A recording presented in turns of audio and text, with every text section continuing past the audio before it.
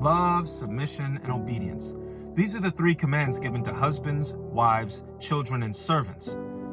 But what do these words mean? You see, we often think that because there's mutual submission that we're supposed to submit to each other, when that's not what that means. If we mutually submit to each other, then God's order is thrown out.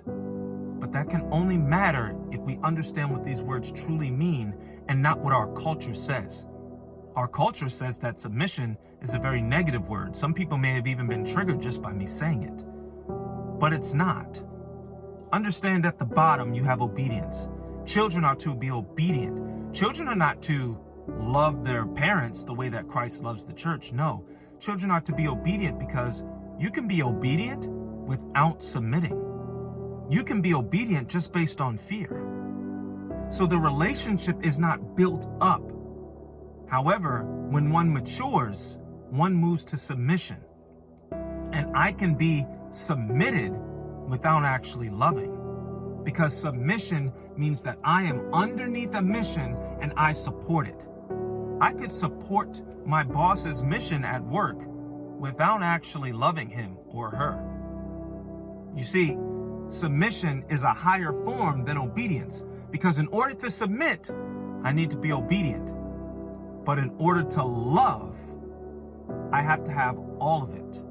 Because love seeks for the will of the Creator and not the will of the others. When I love, then I am not taking into account the things that happen to me. I am not keeping an account of wrong. I am not seeking my own, but I am seeking the things of God.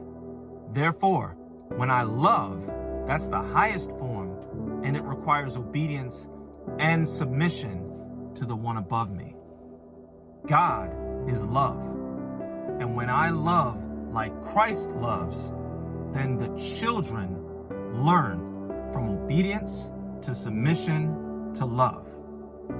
But if I am submitted to, let's say, my wife or the children, then everyone under me can never mature to actually become love.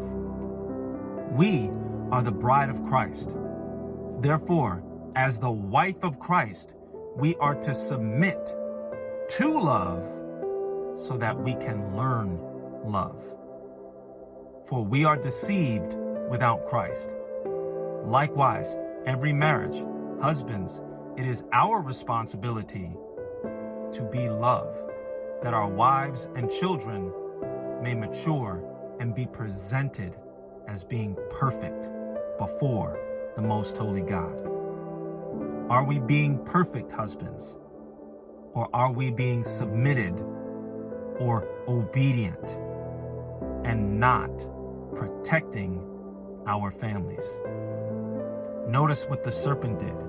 He came in and tried to reverse the roles of men and women. He didn't do this in order to make the women feel better. He did this so that he could attack the family unit. Because when that is off, everything gets off.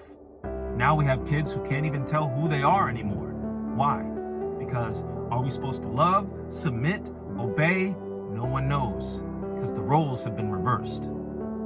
Get that serpent out, get Jesus in, and husbands, love your wives.